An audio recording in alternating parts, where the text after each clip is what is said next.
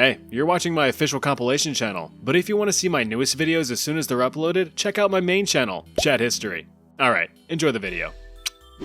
Whether you believe in curses or not, it's a simple fact that some objects are inherently creepy. Something as simple as a little statue that your grandpappy gave you before he particle effected away could make your amygdala go all wiggly. Is it just a statue, or is it something a little bit more sinister? Invest in Bitcoin. No! Time to talk about cursed artifacts. Of course a doll is cursed. It's like the go-to item to be cursed. You've got Annabelle, this doll, you got Furbies.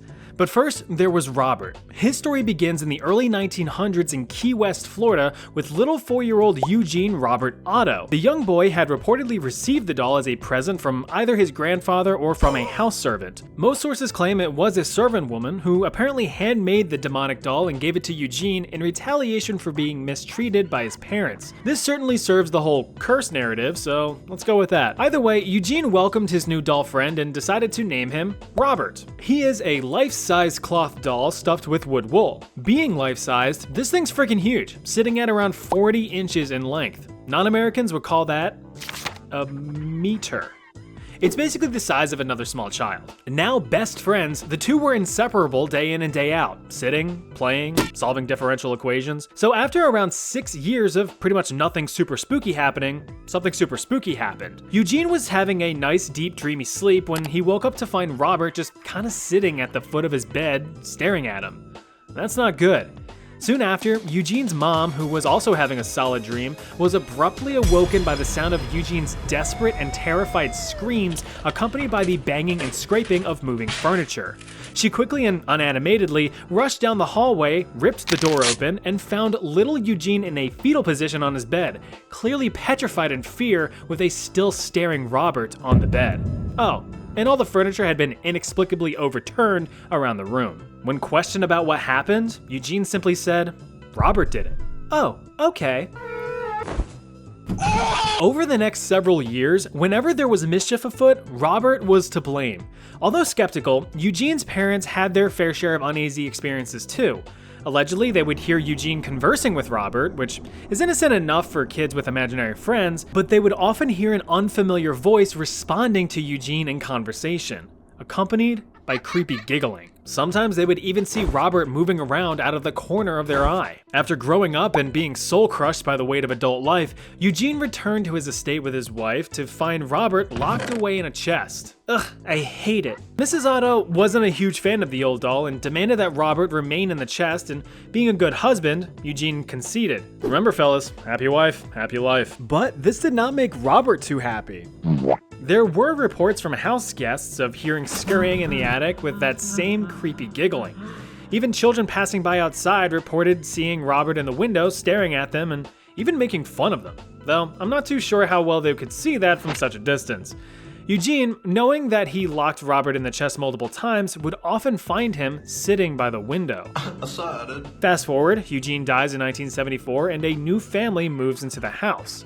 Their curious daughter finds Robert and gets super excited. A new house and a creepy decrepit possessed doll? Where do I sign? But it didn't take long for everything to come full circle. The daughter would wake up screaming for her parents when she saw Robert moving about the room. In response, her parents were all neat and slammed Robert into a box and gave him away. The devilish doll is now on display at the East Martello Museum in Key West, Florida, where you can meet him yourself. Or you can deal with that shadow person that's currently staring at you from the corner of your bedroom.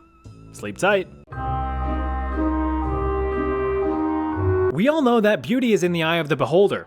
Some artists pour their heart and soul out onto the canvas, while others just dump out a can of paint and call it a day. Regardless, art evokes emotion and meaning behind the brushstrokes, which is why painter Bruno Amadeo created the Crying Children series in the UK in the 1950s.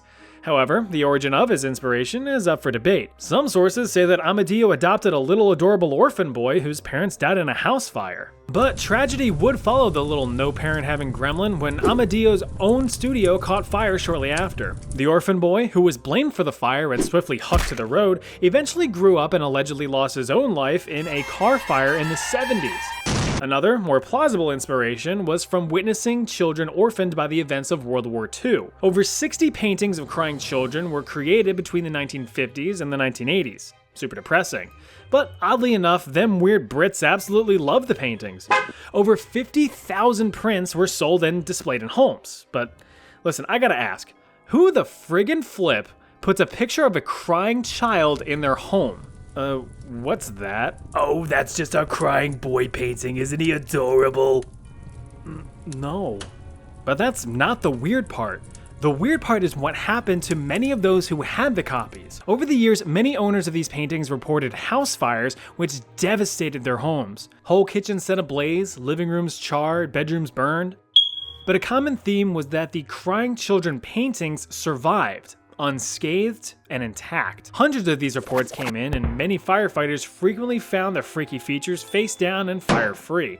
Some people claim that they would even hear screams and crying sounds coming from the portraits before being retrieved. To put the idea of the curse to rest, a newspaper editor advised any concerned owners of the portraits to send them in to be destroyed. In the end, over 2,500 prints were received and subsequently burned, though it did prove difficult to do so. It is generally agreed upon that the reproductions were printed on fire-resistant, high-density hardboard, so they were pretty difficult to actually set on fire. But as usual, people denied logical thought and decided that the supernatural explanation was the only possibility. It's probably best practice to just never hang any paintings in your home. You just never know their next move. Dolls, paintings, and now, furniture. Anything can be cursed if you piss off the wrong people enough, which leads to our next cursed artifact, the conjured chest. This finicky piece of furniture has quite the troubled backstory to it.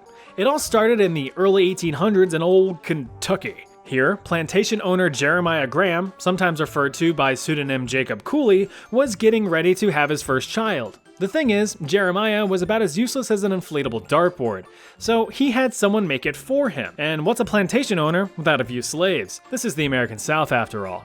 One particular slave, named Remus, or Hosea in some sources, was a master carpenter, and was given the task of building a chest of drawers, which apparently is different from a dresser. This is a dresser, and this is a chest of drawers. See? Very different. Remus got to work in crafting the chest, spending countless hours perfecting the piece. Once completed, he presented the chest to Jeremiah. Excellent work, Remus. I give you full credit for this wonderful display of craftsmanship. Isn't it beautiful? Hell, I'd make sweet love to it right now if you weren't watching. But of course, that's not what happened. Instead, Jeremiah hated it so much that he actually ended up beating Remus to death over the matter. This understandably sparked an outrage amongst the other plantation slaves, initiating a plot to seek revenge.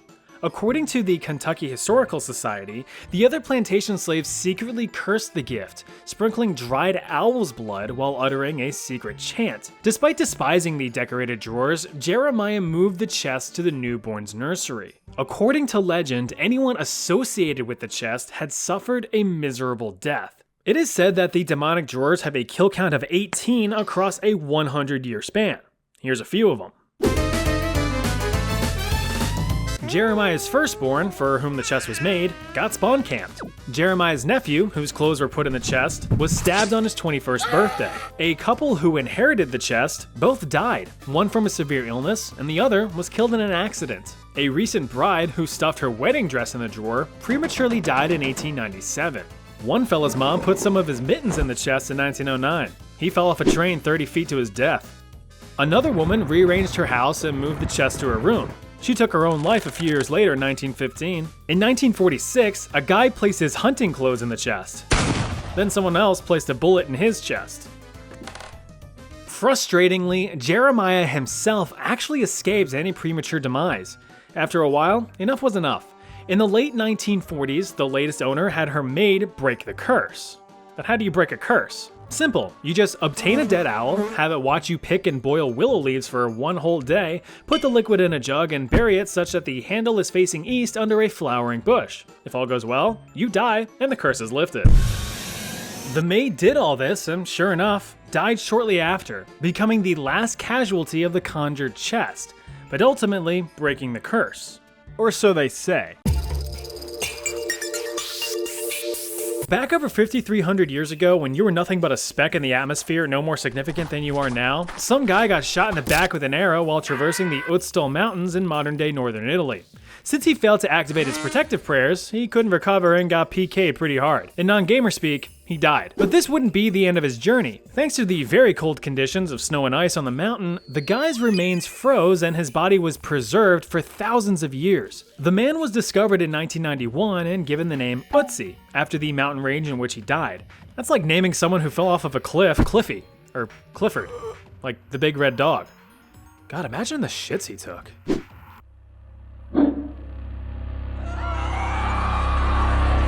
The mummified man is regarded as one of the most well-preserved bodies ever recovered, despite looking like old beef jerky. Problem was, Ötzi apparently wasn't a fan of his newfound fame because many of those associated with his discovery ended up suffering pretty awful deaths, starting the rumor of the Iceman's curse. The first was Rainer Henn, the head of the forensics team who examined Ötzi. He had picked up the frozen little fella with his bare hands to place him in a bag for transport. As a prize for this good deed, Henn was awarded with getting absolutely wrecked in a car crash a year later in 1992 while on his way to give a lecture about Ötzi. A little while later, Kurt Fritz, a mountaineer who assisted Henn, got hugged by an avalanche. A few months after that, journalist Rainer Hutzel, who filmed the removal of the corpse, died from a big ol' brain tumor. We then jump ahead to 2004 when Helmut Ziemann, one of the tourists who originally found Ötzi, was discovered dead and frozen in the same exact spot. An hour after his funeral, the head of his mountain rescue team died of a heart attack. But not everyone was too keen on the idea of the Iceman's curse. For instance, archaeologist Konrad Spindler, who examined Ötzi's remains, said that the whole curse idea was silly, saying, quote, "This is all a media hype. The next thing you'll be saying is that I will be next." He died shortly after. Multiple sclerosis. You know how it is. The final death associated with the Iceman to date was Dr. Tom Loy, who performed a DNA analysis on Ötzi. When he was just about to finish a book on the cold cadaver's history, he was found dead in his home, despite being in relatively fair health. Now, of course, it has to be said that there have been plenty of others who have studied, photographed, poked, and even caressed Ötzi's leathery sunken skin who are still alive and well today. But if you want to take the chance with the curse yourself, you can visit Ötzi in the South Tyrol Archaeological Museum in Bolzano, Italy. Just remember to not play footsies with Ötzi's tootsies. Evil people you've never heard of.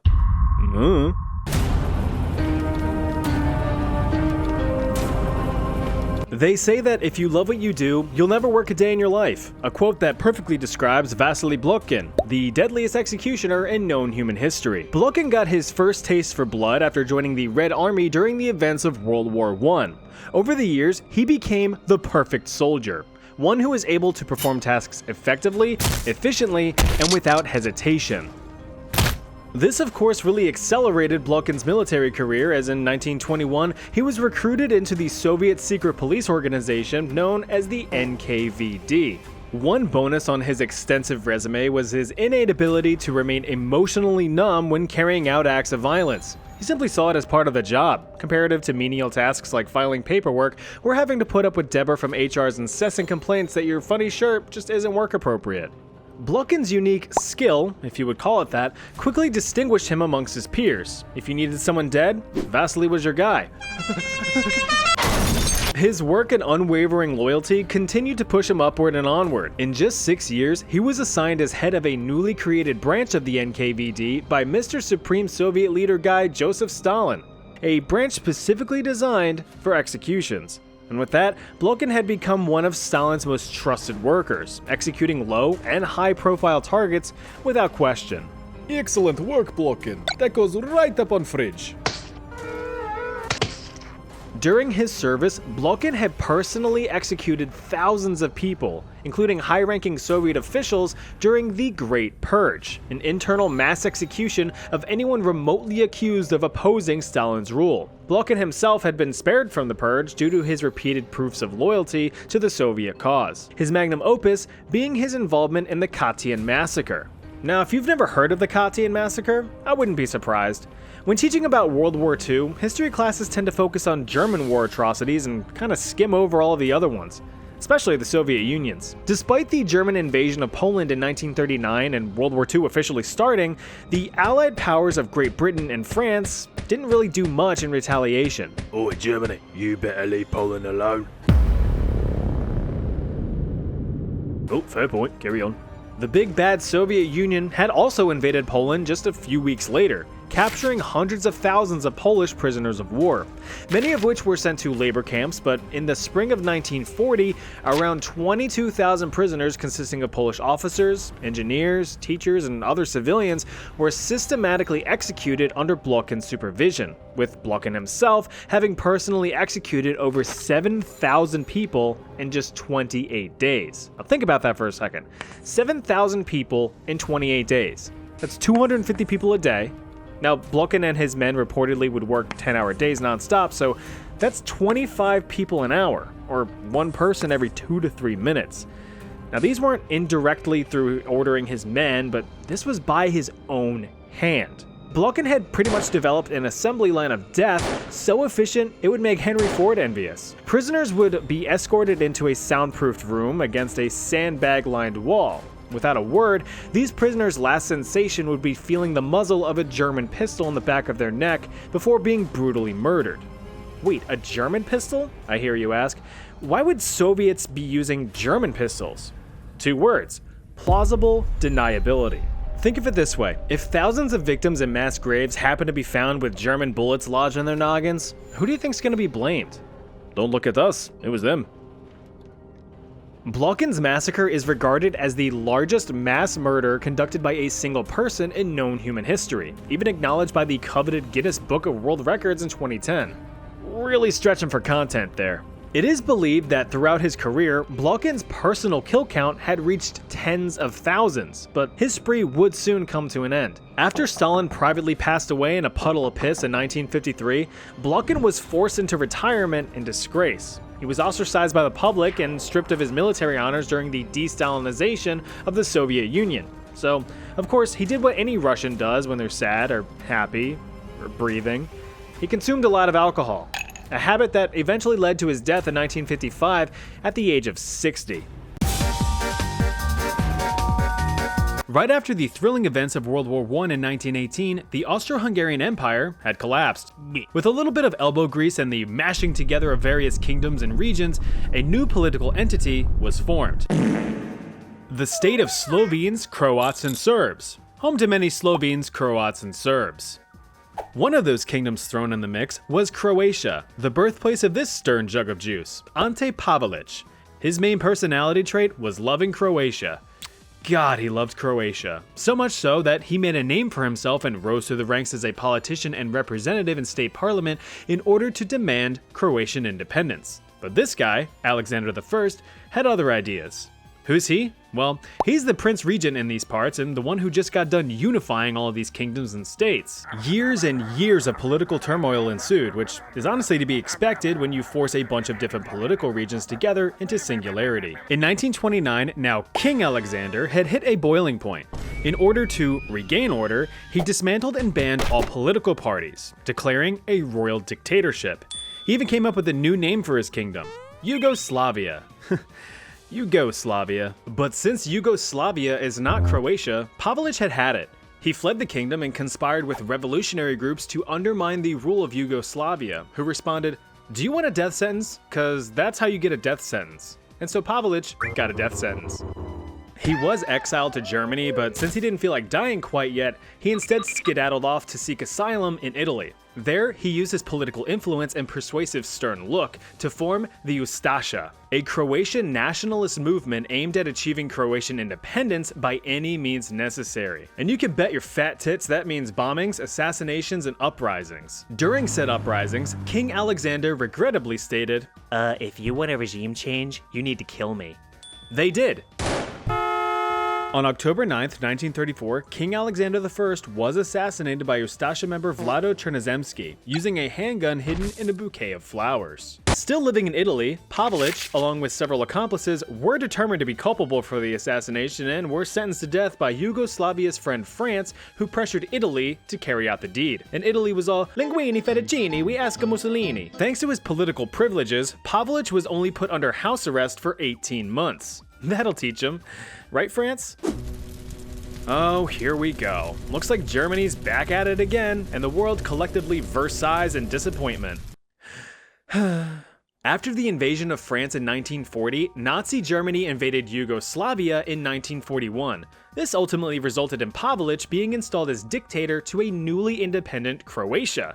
The mean mustache himself even met with Pavelić and gave some pointers in the art of ethnic cleansing, the only art he ever saw any success in. But Pavelić would soon put this advice into action. During World War II, Pavelić had created his own network of concentration camps run by his beloved Ustasha, one of which being the Sisak concentration camp, the only known camp specifically designed for children. These camps carried out the collection and mass murder of nearly 400,000 Serbs, Jews, and Romani, with an additional 300,000 either exiled or forcibly converted to Eastern Orthodox Christianity, all for the sake of Croatian ethnic homogeneity. Towns were completely ransacked, villages were outright destroyed, and hundreds of thousands of innocent lives were lost.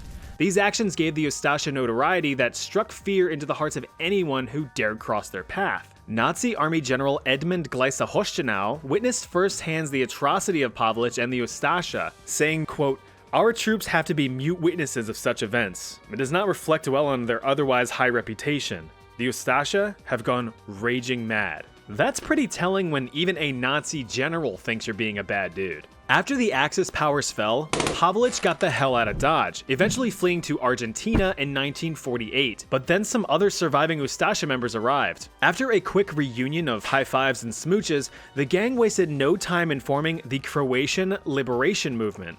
Persistent little buggers, weren't they? They were basically trying to control this from over here. It didn't work. After an assassination attempt in 1957, Pavelić hightailed it out of Argentina, eventually ending up in Spain, where he died of his injuries 2 years later. This is Idi Amin, regarded as one of the cruelest dictators in Ugandan history. He had humble beginnings back in 1946, where he served in the colonial army as a cook's assistant.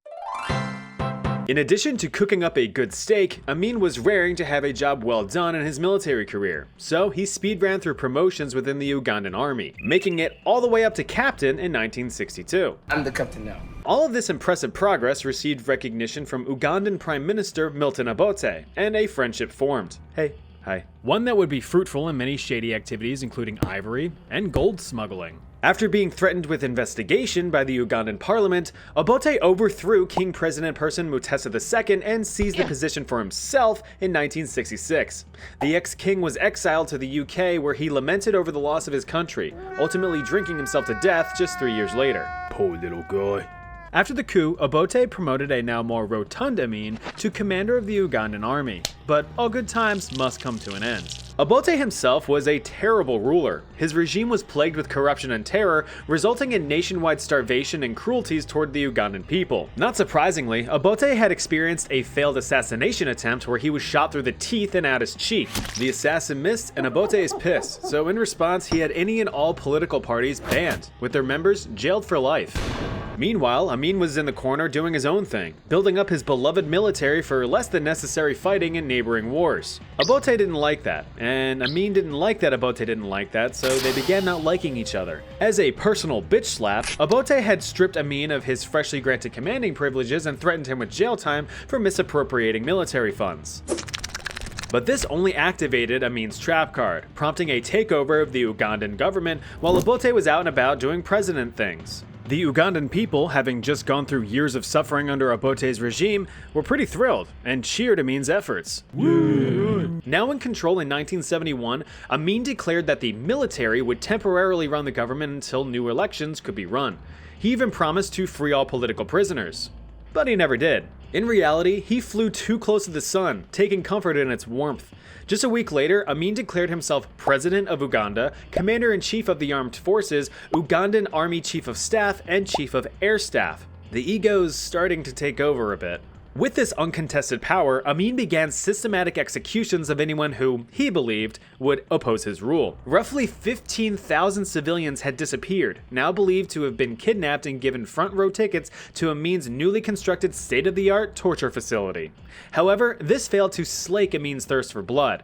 He soon expanded his list of victims to various groups throughout the country. We're talking artists, journalists, lawyers, students, senior members of government, foreign nationals, anyone who had even the most infinitesimally small tie to Obote. There were even rumors of Amin being a cannibal, or at least having tasted human meat, though it seems like he rated it 1 star as it was, quote, too salty for him. Human rights organizations estimate that between 300,000 to 500,000 people were slain under Amin's tyrannical rule. Known as the Butcher of Africa, Idi Amin not only murdered his own people, but devastated the Ugandan economy as well. He had expelled around 80,000 business owners and seized their property. So Amin walked up to an African stand and he said to the man running the stand, "Hey, bum bum bum, get out of here or I'll kill you."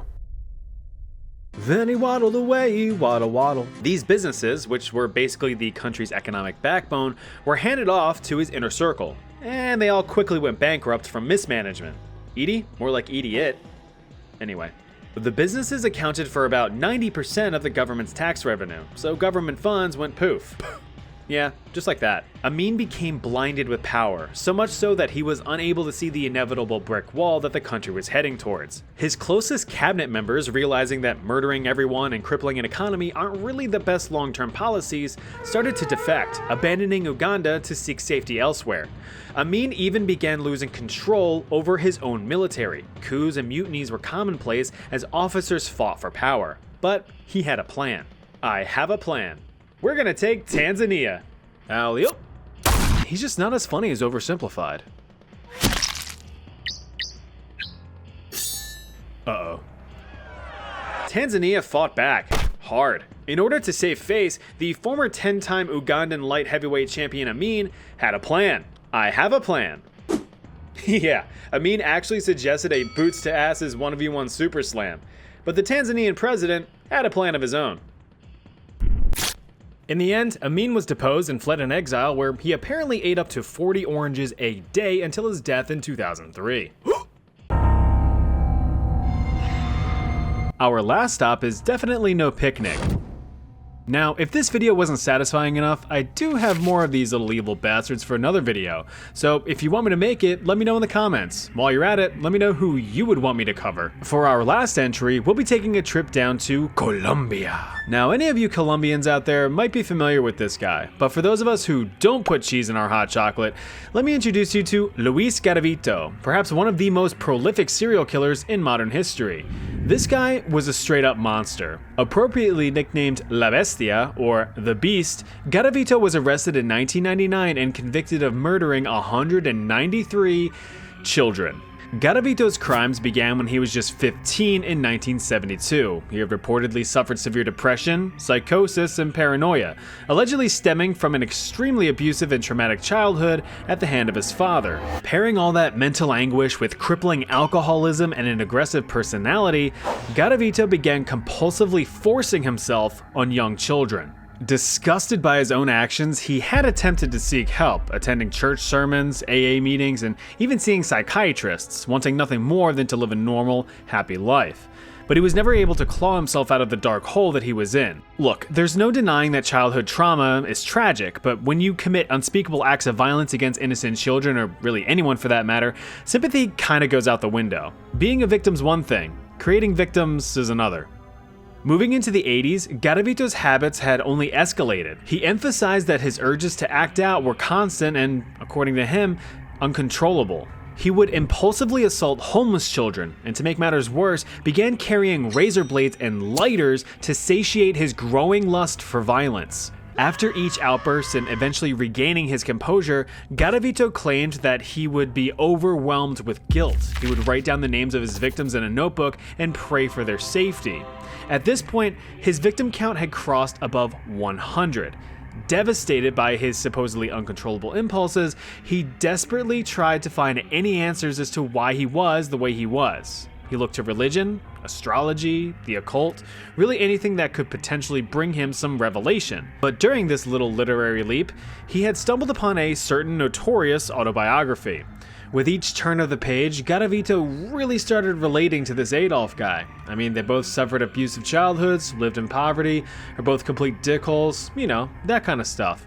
Luis even went a bit further and began idolizing one Campo Delgado, a Colombian serial killer who had publicly murdered 28 people, including his own mother, in the 1980s. More specifically, he admired the national attention that Delgado received and wanted to experience that firsthand. Now, the 1990s is where Garavito really went off the rails. He was now apathetic in his crimes. He felt nothing. No remorse, no sorrow, nothing. With all emotional ties cut, Garavito's actions hit an apex. Across this decade, Luis committed the mass murder and assault of hundreds of children. In disguise, he lured victims into secluded areas in broad daylight where they were assaulted, stabbed, cut, burned, beaten, eviscerated, and dismembered. After their passing, the victims were often placed in dozens of mass graves scattered across the countryside, with some containing as many as 40 bodies. Now, you can't really hide violence of that caliber for long, so eventually the graves were discovered in 1998 and an official investigation was launched. Because of his continued alcoholism, Garavito's work was sloppy. He would often leave articles of clothing, empty liquor bottles, and various belongings at his crime scenes. Honestly, it's kind of weird that it took so long to get caught, but the mountains of evidence did eventually lead to his arrest in 1999. While being interrogated, Garavito confessed to the murder of hundreds of children. Now, of course, in order to prevent the large, sandpapery, unlubed fist of YouTube from giving my butthole an identical neighbor, I of course cannot go into the nitty-gritty of the crimes. You morbidly curious little deviants would have to look that up for yourselves. But I'll say I didn't warn you. In the end, Garavito's crimes rightfully warranted a sentence of up to 1,853 years, and 9 days, in prison. That's pretty great. Except for the fact that Colombian law at the time prevented any sentence from being longer than 40 years. And get this, since he had given a full confession and even helped investigators find the bodies, his sentence was further reduced down to just 22 years, and the Colombian population was pissed. But luckily, in 2021, Garavito's parole was personally denied by the Colombian president, who vowed that he would never be a free man again. And he never was. Luis Garavito was diagnosed with eye cancer and died in prison in 2023. So you really clicked this video, huh? Alright, here's some cruel execution methods.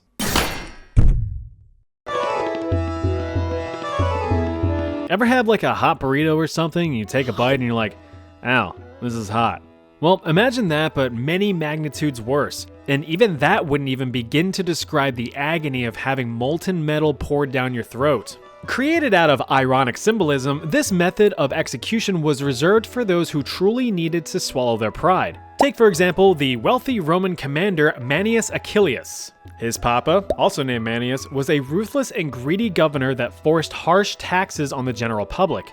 Well, like father, like son, said the people, fully expecting Manius Jr. to become a greedy butthole himself. That's one heck of an assumption to make, but condemning people to death for fun was kind of the thing to do in ancient Rome. After suffering defeat at the hands of Anatolian ruler Mithridates the Great during the First Mithridatic War in the year 89 BC, Manius was captured and eventually executed. When picking a suitable method to send Manius into the Great Bed Bath & Beyond, he really decided to go for the gold. Yeah, he just dumped melted metal down Manius's food hole as a testament to his greed and thirst for power. So what the heck does ingesting molten metal do to the human body? Not good things.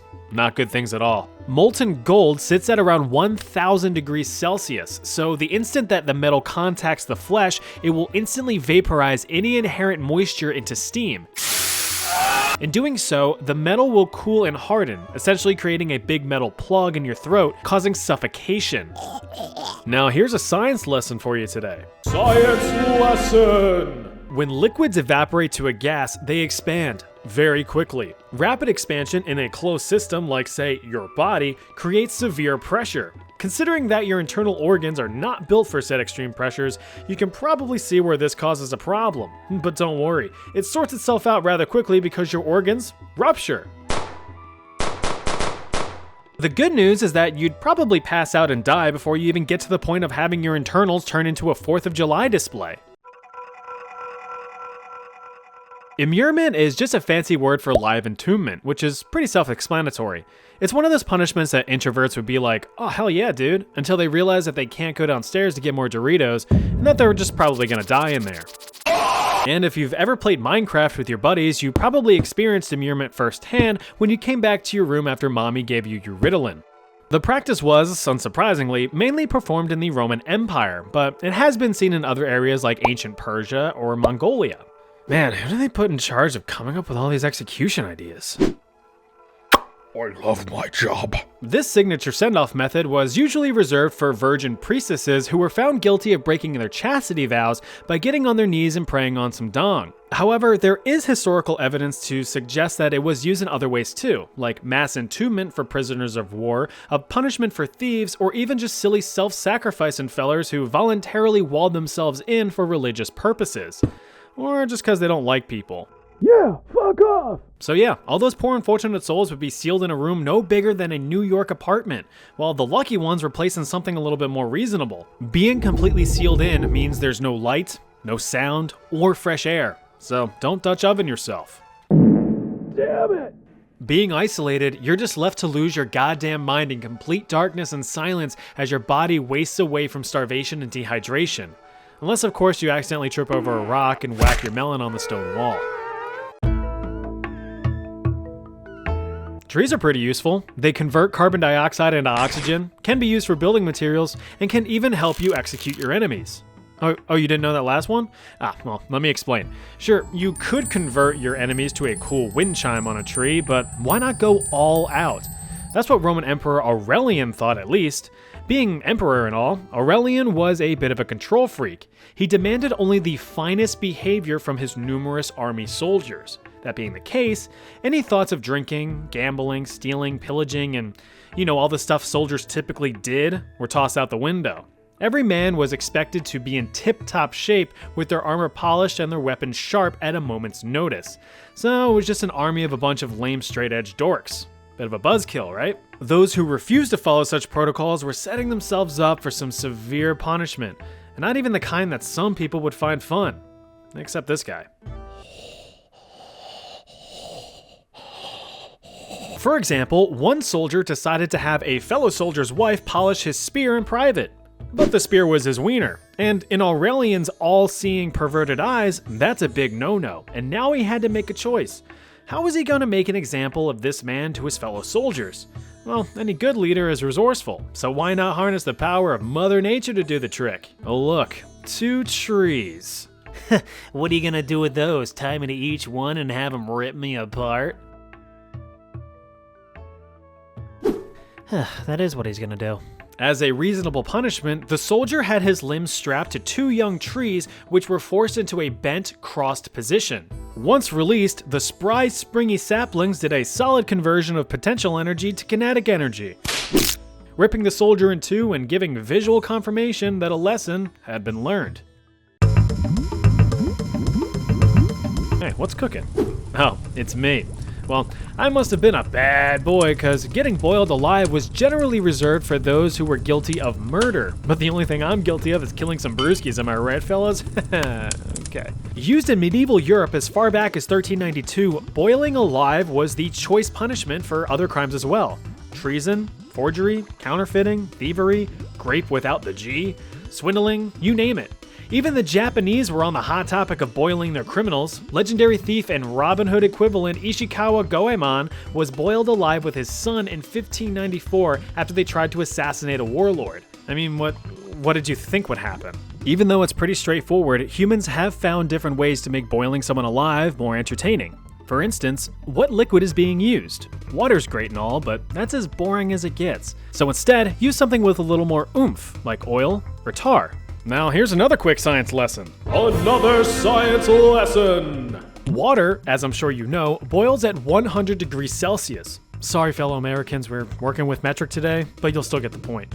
Once a liquid reaches a boiling point, the liquid cannot physically get any hotter in normal atmospheric conditions, so it vaporizes to a gas. So in a sense, you hit a limit of pain able to be inflicted on your victim. No need to worry though, because you can always upgrade your cauldron juice. You see, oil has an average boiling point of 200 degrees Celsius, and tar can get up to 500 degrees. And when it's that hot, you'll easily be able to melt skin right off your victim like some tender baby back ribs from Chili's. Another way you can get creative is how you want to boil your prisoner. Want to just huck them in, slowly lower them, or how about you just have them sit in there as it heats up? You know, there's definitely a small window in there where it actually feels nice for a bit. Then the boiling happens, and that can get pretty hard to watch. Hey, do you think we should— Hold up. Let 'em cook. Now here's where we get down to the real gruesome stuff, but this time the Romans are left to the wayside. Now we swing our attention to the Norse, you know, like the Vikings. They were pretty tame people, right? Right, from around the year 800 to 1100 in Northern Europe, the Vikings were adamant explorers that would often pick fights with people that they thought they could conquer, which was pretty much everyone, even themselves. They raided and pillaged and plundered in the name of their many gods under the polytheistic Old Norse paganism. Although a relatively barbaric and fierce warrior people, the Vikings did have laws to abide by. Insults and petty crimes were punishable by humiliations like public tarring and feathering, but the heavier the crime, the heavier the punishment. Cheat on your spouse? Lose a limb. Stole from a neighbor? Now you're their slave. Caught in a lie? Well, time to carry around hot burning coals for a while. All is well and good, but no punishment was as severe as the Blood Eagle. Being an execution, of course the goal is death, but might as well make it as agonizing as possible to really send a message like, hey, don't do bad things. This could be you. Although it was rarely performed, the Blood Eagle went like this. The first thing you're going to want to do is have your victim laying flat on their tummy like so. Then give them a nice pat on the back to reassure them that everything is going to be absolutely terrible. Get a nice sharp knife and plunge it into the back and pull through the flesh, exposing the spine. Next, you're going to want to start breaking each one of these little ribs here. Give your chiropractics a try and just give them a nice, good crack. Oh, hear that? Yeah, that's what we're looking for. Now, just bloom those nice ribs out like a fresh flower. As a finishing touch, grab both lungs, don't worry, he won't be needing them, and rip them out so they loosely resemble wings. And there you have it, one Blood Eagle. Please subscribe. Oh boy, scaphism, also called the boats. This was by no means a pleasure cruise. Imagine you're on a nice relaxing fishing trip with your dad. You're having a good time, he's having a beer, you're getting a few nibbles here and there, he's having another beer. You're excited about what kind of fish you might catch to make your old man proud, he's on his 10th beer, and then you start to realize something. Your dad couldn't be there because your parents had a messy divorce decades ago and he didn't get any visitation rights because of his extreme alcoholism. After that, you never saw him again until you buried him. You're alone in this boat. How long's it been? Days? Must be. You look down and you see your body in ruin. Open sores with flies and rats tearing at your flesh. You're festering in your own filth, and the infection is spreading. You can't even feel it anymore. You can't feel anything anymore, except that sun, that hot sun, baking, broiling. You look to the sky once more, and there, you see him again. You want to reach out, but your hands are restrained. I'm ready, you say, with all the strength you have left. Hi, ready, he says. I'm Dad. That's kind of what it was like to experience scaphism. Even without a tragic backstory, it was a pretty painful experience. Developed by the Persians around 500 BC, a victim sentenced to the boats would be tied down facing up in a boat. Sometimes there would even be a second boat placed on top, sealing the victim's body except for their head, hands, and feet, which were tied down. The victim would be force-fed and covered in honey and moo juice until they vomited from their front hole and their back hole. The boat would be cast adrift in a pond and left out in the sunlight. Over time, the foul odors attracted swarms of insects and rodents that would feast on the victim for days. The victim eventually passes away from infection, blood loss, dehydration, or starvation. One account had a soldier survive 17 days before finally succumbing to his wounds. Brutal. Evil kings doing evil things. Hey, he wasn't a king. Yeah, you're right. While some of the guys on this list weren't kings by title, they held very high positions of power nonetheless. So, to you I say, moving on. Emperor Nero Claudius Caesar Augustus Germanicus, or just Nero to his friends and enemies, was the very last Roman emperor of the less than impressive Julio-Claudian dynasty, which lasted from 27 BC to 68 AD. Like any complete psycho, Nero had a pretty complicated childhood. When Nero was just a wee Nerite at the age of 3, his daddy went and abandoned the family by dying. Mom got exiled to a tiny island for maybe attempting to kill Emperor Caligula. Caligula got killed anyway. Mom is unexiled and marries the new emperor, Claudius, which happens to be her uncle, by the way. The public is all, ugh. And now little Nero has a great uncle emperor dad who has proclaimed him to be the new heir to the throne. I love you, Uncle Daddy. That's a lot to deal with as a child, but the sweet birthday presents help you quickly forget. So why did this happen? Because Nero's mom, Agrippina, was a political savage. Her only interest was power. So much so that, to prevent a revenge plot, she had the recently stabbed Emperor Caligula's widow accused of black magic, banished, and even convinced her to fully deplete her own health bar. Now, she wants her baby boy Nero to be emperor, and in 54 AD, that's what happened. Emperor Claudius died under mysterious circumstances. Mysterious in the sense of having a potentially poisonous mushroom just absolutely slammed down his gullet by Agrippina herself. Maybe. But since the board game Clue had yet to be invented, forensic puzzle solving was pretty minimal. Oh my god! Put that knife down, someone's just been murdered! Coincidentally, Nero's stepbrother, Britannicus, who had claim to the throne, also decided to expire around the same time under mysterious circumstances. So now, at just 16 years old, Nero is emperor. Yes! Yes! So how did he do being emperor? He actually started off pretty well. He banned capital punishment, expanded the arts, gave disaster relief aid to neighboring cities, reduced taxes, and even gave some rights to slaves. Seems like a pretty nice guy, actually. Uh-oh, this is getting clickbaity. We're already 2 minutes in, where's all the evil stuff? Well, for one, he married his stepsister as a power move, which is gross, but not evil.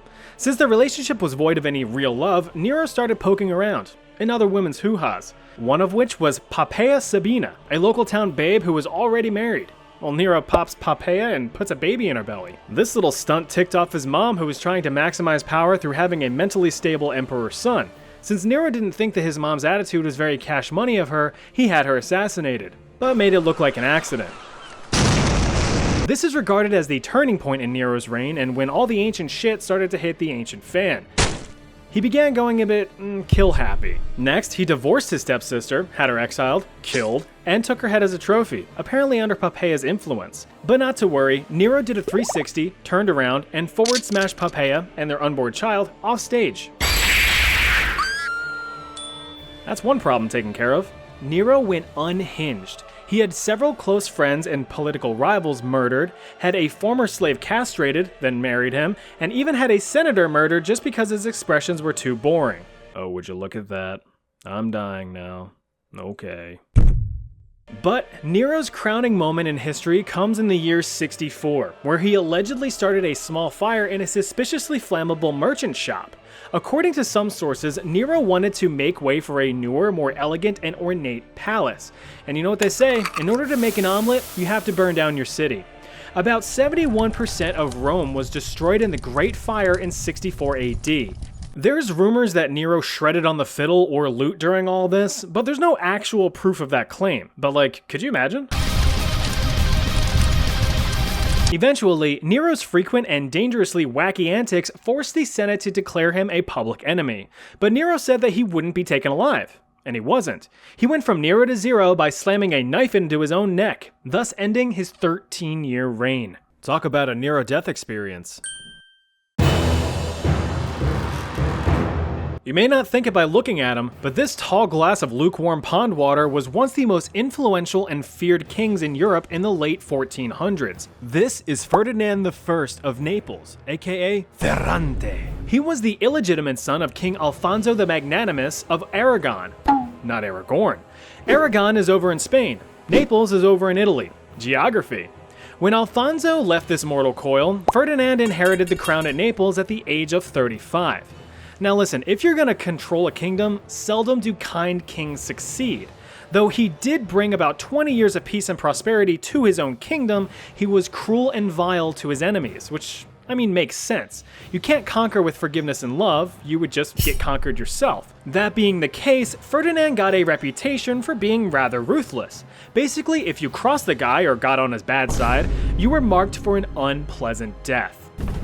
An example of this was early on in his reign in 1462 when several nobles led a revolt against him, trying to put some ham-hock of a human on the throne instead. But Ferdinand put a swift end to that gaggle of rabble-rousers and the nobles were put in the corner. After many years of keeping his enemies in check, the Ottoman Empire decided it was time to do Ottoman Empire things and invaded Naples in 1480. The southeast region of Salento fell to the Furniture Empire after a few weeks.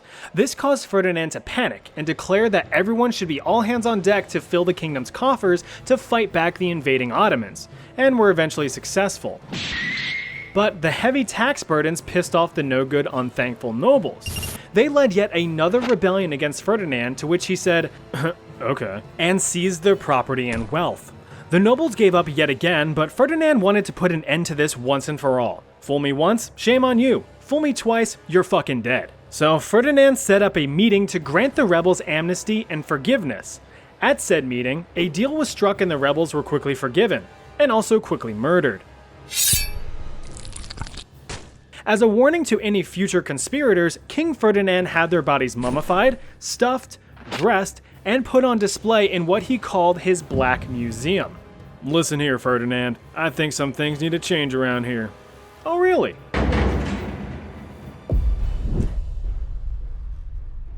Whew, you know, you're doing such a good job as king. Excuse me while I go and unshit my pants. Ferdinand eventually died of butthole cancer, and Naples fell to the French soon after. Now the title lame here isn't what you think it is. Instead of being lame like some dumb nerd, Timur was lame in the sense of being disabled. While committing casual sheep theft, as children do, young Timur took an arrow to the knee and an arrow to the hand, which caused lifelong injury. But do you think being reduced down to the usefulness of a cup of tapioca pudding is going to stop this future conquering warlord? Definitely not. In fact, little Timur grew up to be an extremely cruel but highly intelligent and effective military tactician. Through his efforts, the Turco-Mongol warlord conquered most of Western and Central Asia, Caucasia, Persia, the Middle East, and parts of South Asia and Eastern Europe by 1404, all while forming an empire to call his own, the Timurid Empire. Not bad for running on a 50% limb deficit. During his conquests, he spread destruction and terror almost everywhere he went, because that's kind of what conquerors do. Remember, real power is taken, not given.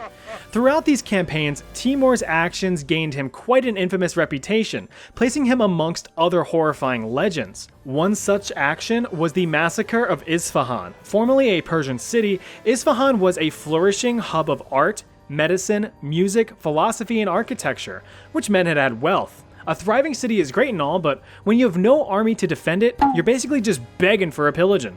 Oh no, I hope no one takes my hard-earned money. Ugh, my coins are just spilling out. Please don't plunder me pockets. Is this a sexual thing? It could be.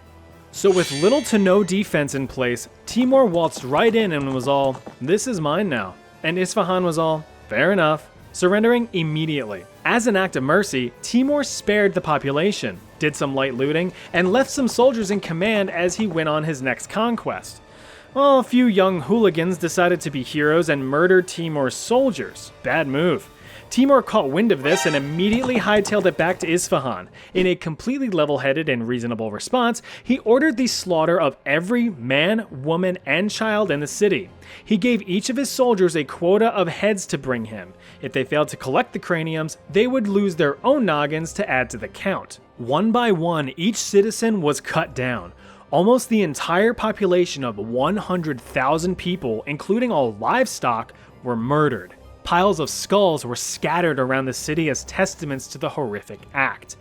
Look, taking your revenge against those who directly defied you is one thing, but when tens of thousands of innocent civilians become collateral damage to your blind wrath, that's when things cross over into evil territory.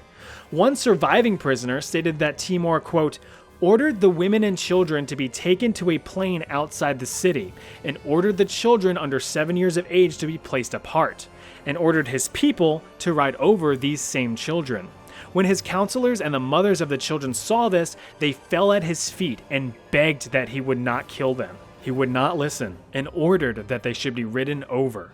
But none would be the first to do so. He got angry and rode himself among them, and said, now I should like to see, who will not ride after me?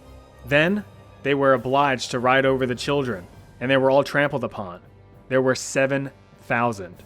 Yeah, Timur was a pretty bad dude. And that's really just one example of his many atrocities. By the time of his death in 1405, it is estimated that Timur's conquest caused the death of over 17 million people, which was about 5% of the world's population at the time. Pretty solid kill streak.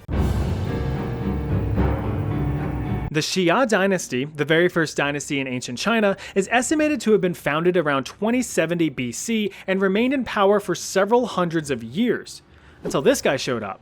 King Jie was the last ruler of the Xia dynasty, which most certainly means that he royally fudged up in some shape or form. So what happened? Not surprisingly, Jie had a reputation as a cruel tyrant. He was the big cheese around these parts, and he wanted everyone to know that at all times. But you could argue that Jie was ahead of his time, because instead of focusing on ways to better his empire, like any good emperor would, he only sought ways to make life better for himself and his closest buddies, like modern politicians. He also loved spending money. Tons of it. He would drain the kingdom's coffers on frivolous activities like luxurious palace upgrades, endless entertainment, and smashing some gash with the royal concubines.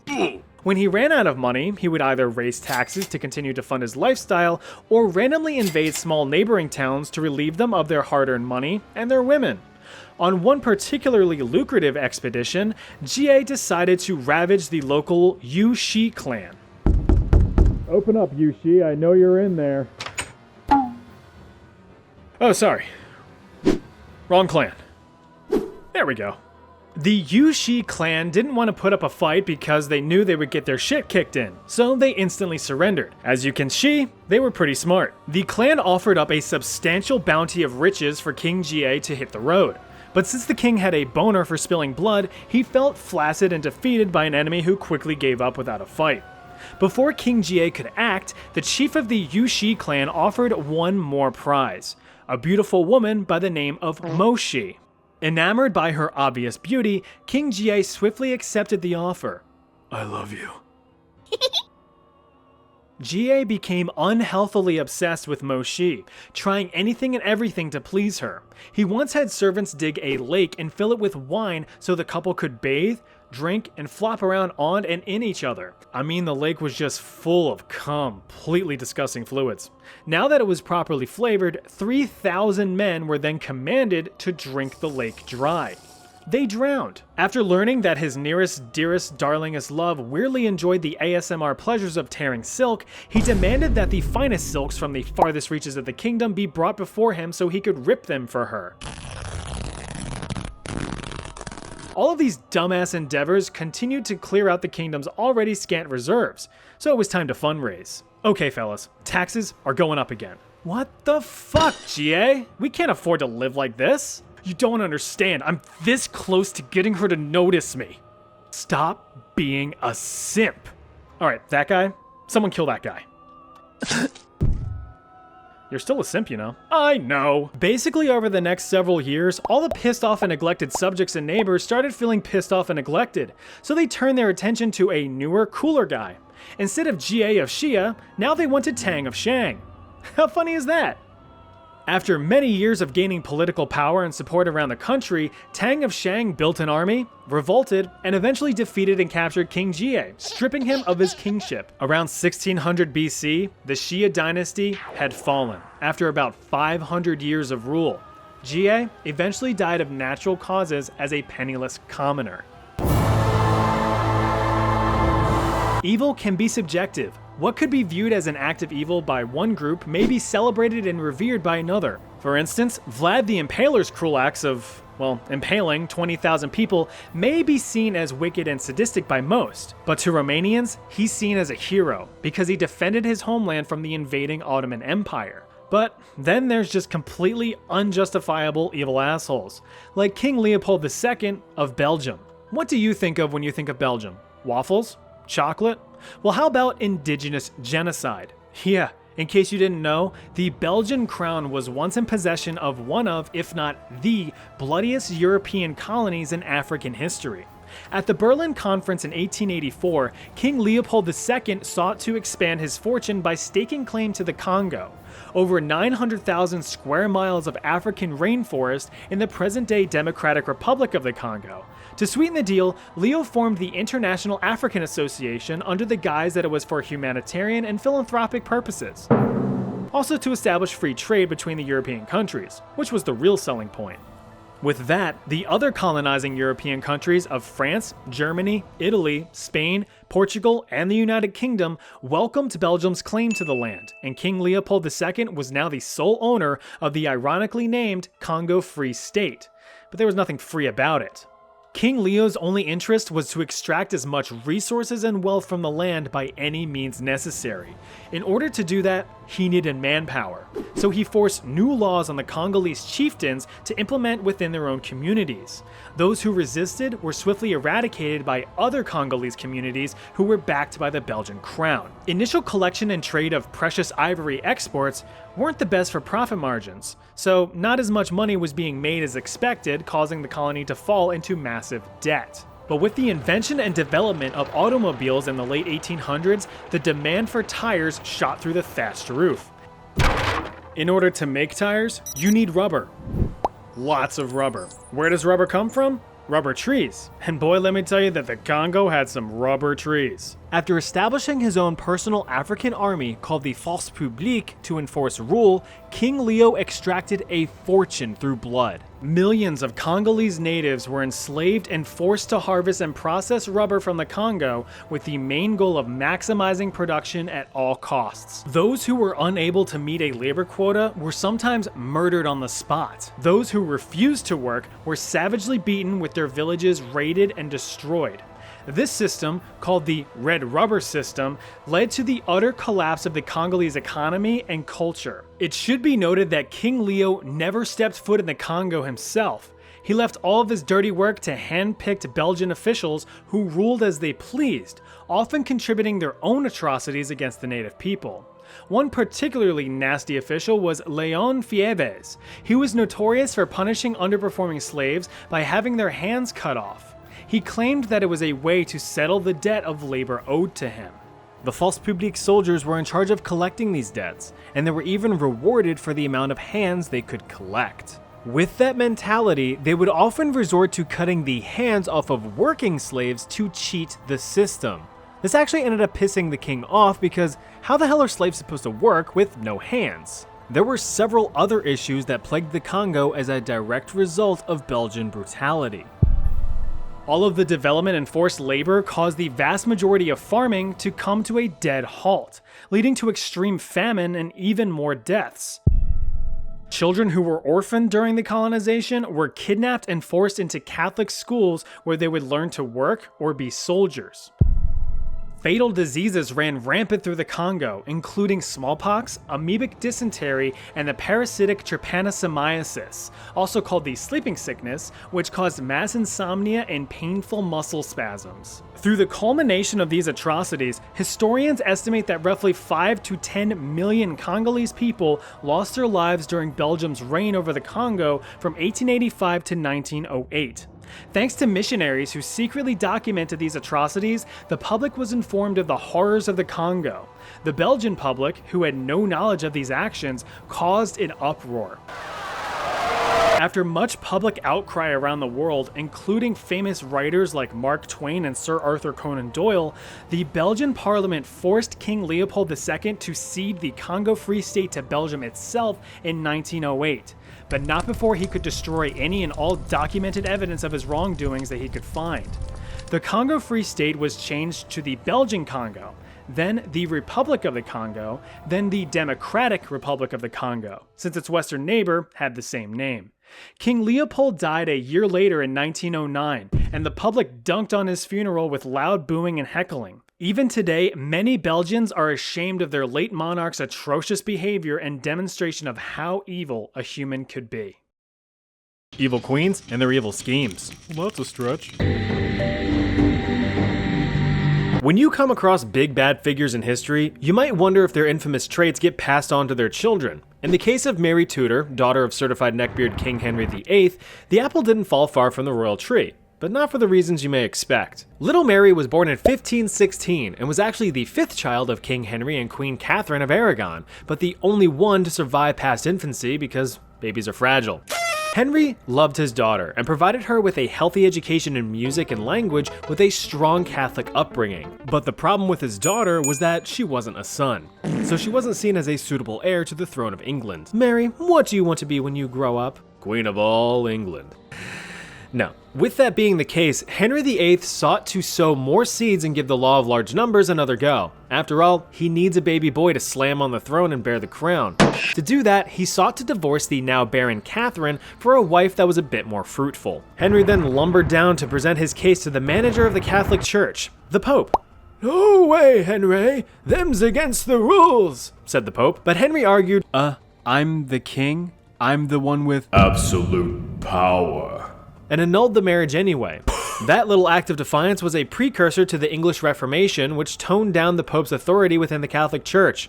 Instead, Henry made his own church, the Church of England, and put himself in charge, and he was all, nice. He then got himself a brand new womb on legs, Anne Boleyn, who blessed them with a daughter in 1533. Great, another one. When he divorced Catherine and started slop-flopping with Anne, Henry illegitimized Mary's claim to the throne and stripped her of her royal titles. From that day forward, a seed of resentment and hatred within Mary took root that would continue to grow for years to come. Eventually, Henry got his heir. Little Edward VI spawned into the world in October 1537, but had connection issues and lagged out in 1553 at the age of 15, a short 6 years after Daddy Henry himself expired. Blech. With no other heirs, there was really only one person who could take the throne, Lady Jane Grey, King Henry VIII's great niece. But Mary was royally ticked off, being all... After gathering a gaggle of supporters, Mary had Lady Jane's 16-year-old dome lobbed off and took the throne. Now in power, Mary's main goal was to re-establish Catholicism as the one true religion within England, since evil Papa Henry played a part in the Protestant Reformation, which diminished Catholic support. To help with that, she went and married Catholic fanatic Philip II of Spain, which was in the middle of the highly unexpected Spanish Inquisition at the time. She also reinstated heresy laws and began her purge of heretics within England. Basically, if you weren't or didn't want to be Catholic, then you could just get out. But Protestants protested her authority. No, it's just one word. Oh, that makes much more sense. With some light pushing and heavy shoving from her new husband, Mary decided to fight fire, with actual fire, by burning people. From 1555 to 1558, Mary had almost 300 people burned at the stake for heresy, truly believing that it was the only way to cleanse England of blasphemous false religions. To her, it was a God-given mission to rid the world of these heretics, and the people of England would realize in time that it was for the greater good. But the only thing that they realized was that she was a few sandwiches short of a picnic. Her scorched earth approach tanked her political approval rating and tarnished the image of Catholicism. She ultimately got down with the sickness in 1558 at the age of 42. Because of her violent antics, Queen Mary I of England is forever remembered in history as Bloody Mary, which is also a pretty disgusting drink. If you want your shot at claiming a throne, you're gonna have to start cracking skulls. Which is what Empress Wu Zetian would eventually do. Empress Wu officially ruled over the Second Zhou dynasty in China from the year 690 to 705. She was known for having extremely high intelligence, strong political competence, and superior ambition. But history overshadowed her strengths with a reputation as one of the cruelest rulers in China's history. Though of course it has to be said that many of the individuals who wrote about her actions weren't exactly huge fans of being politically cucked by a woman. So perhaps some of the stories of her evil deeds are a bit exaggerated? Maybe. But maybe not. Born into a wealthy family with a loving and supportive father, Wu was granted a first-rate education in writing, politics, and music, a privilege not afforded to most women. In her spare time, she favored heavy reading in politics and boring government stuff, which made her more than capable of holding a position in political power, if she was a guy. But opportunity would soon come a-knockin'. Let me in. At just 14 years old, tales of Wu's intelligence and beauty made it to the imperial palace, and she was formally summoned to become an imperial concubine under Emperor Taizong. This basically meant that she was now one of the emperor's glorified slam pieces, but Wu knew that she was destined for greater things. Every journey starts with the first step, after all. The main duty of a concubine was to convert these into these, But Wu never did that. Instead, she would often find ways to openly discuss political affairs with the emperor, something that was certainly frowned upon for someone in her position. The emperor eventually went forever sleepy-bye, and his heir, Gaozhong, took the throne. As a side note, when an emperor died, any assigned concubines that produced no children were sent to become Buddhist priestesses, which is what happened to Wu. But Gaozhong summoned Wu back to the palace. This led to the belief that the two had a history of doing a little woohoo. Who? Wu. Not you. Now in the proud position of top-ranking concubine, it was time to climb higher. Her target? The Empress herself. Gaozhong's primary wife, Empress Wang, was a bit barren in the bush, and thus wasn't so good at the baby making. So Wu showed her a neat party trick and shot out 4 boys and a daughter, an act that gained strong favor with the emperor. Even Empress Wang herself adored the children, especially the newborn daughter. Oh, how cute is she? I know, right? You killed my daughter. Yeah, Wu allegedly demolished her own infant daughter and blamed it on the Empress, even going an extra step and accusing the Empress and her mother of evil spooky witchcraft. And you know what? Gaozhong believed it. So Wang is demoted, and Wu is made Empress, and immediately has Wang whacked for good measure. But this wasn't a normal execution. According to some sources, Wu had the ex-Empress's limbs cut off and her remains placed in a vat of wine. And here, sir, is our house specialty. I can already tell that this is gonna have a nice body to it. Gaozhong continued his rule for several years, but historians believe that Wu was pulling most of the strings, strengthening ally relations and executing or banishing political rivals behind the scenes. While Gaozhong then kicked the bucket in 683. With plenty of eligible sons, surely a new emperor was around the corner. Except, no. Apparently, there are allegations that Wu had banished many of the princes and even had the crown prince poisoned. While she did have 2 sons serve as emperors, she remained the puppet master, just like with Gaozhong. But in 690, sole power was given to Wu, and she was now the Empress Regent, holy and divine ruler of all China. Now in power, the only way anyone could take it from her would be from her cold, dead, wrinkly hands. Across the years, many rebels and rivals took that challenge, lashing out in attempts to usurp her throne, but none were successful. She even exiled one of her own sons after his wife spoke out against her. Any and all rebels were quickly eradicated. Despite her aggressive and manipulative climb to power, Empress Wu actually ruled very peacefully. She strengthened many relationships with allies, progressed gender equality, and eased taxes on peasants, allowing agriculture to flourish. Because of her constant vigilance against enemies, China experienced very few military engagements during her reign. So yeah, since she had a pretty good run as Empress, it wouldn't surprise me if tales of her wrongdoings weren't completely fabricated or at least overly exaggerated as a way to sway public opinion. The Empress fell ill in 705 and was forced to give up the throne to her son. She died shortly after. When discussing violent history, Madagascar may not be the first thing that comes to mind. But this forgotten stepchild of an African island known for vanilla and bad movies was once home to the Kingdom of Imarina and the Marina people. In the 1800s, the throne was occupied by Queen Ranavalona I, sometimes referred to as Ranavalona the Cruel. A name like that is often earned, like Barry the Bashful or Dave the Dickless. With her reign saturated in the blood of her own subjects as well as foreigners, it's easy to understand why she earned her reputation as a merciless and brutal monarch. It all started way back with humble beginnings. Little Rana was actually born a poor peasant girl with an equally poor peasant family. As such, she had a bleak future just chock full of peasant things ahead of her. God, they were poor. But fate had other plans in store. Rana's destitute dad had casually stumbled upon a plot to assassinate the king at the time, and quickly warned him of the impending doom. After narrowly avoiding a classic comedy death, the grateful king demonstrated his gratitude by adopting Rana into the royal family and marrying her off to the prince. Now, Rana is royalty. Sweet deal, cause it could have just as easily been like, "Your Majesty, I just found these plans to have you assassinated." Good work, little peasant man. I would pat you on the head, but you're just too dirty. Also, I have to kill you as a safety precaution. Oh. You'll understand. Nice guy. Oh yeah, real nice guy. Fast forward a bit, the king eventually dies, Rana's hubby prince becomes king, he dies, and then in 1828, the now 50-year-old Rana seizes the palace for herself, murdering any and all royal family members so that no one can even think of contesting her newfound power.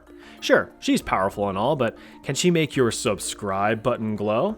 I didn't think so. You should click it. One of her first orders as Supreme Mega Ultra Ruler was to establish Madagascar as a self-sufficient nation. In doing so, she told everyone else to go kick rocks, pound sand, and touch grass, because Madagascar is a strong independent nation who don't need no foreigners. Oh yeah, she kicked out all of the foreigners too. Go on. To fully eliminate all outside influence, she had any colonials stripped of their titles, completely nullified all treaties with smelly Europeans, mainly the French, and straight up banned Christianity. Sorry, Jesus. Keep hanging in there, buddy. Queen Ranavalona sent Madagascar back into the Dark Ages, and good old tradition was back on the menu. Even the justice system was completely uprooted. Forget your run-of-the-mill witnesses, evidence, and testimony. That's boring. Instead, we have this. The trial by ordeal. Simply chug a frothy cup of poison seasoned with goopy chicken skin. If you throw up, you're innocent.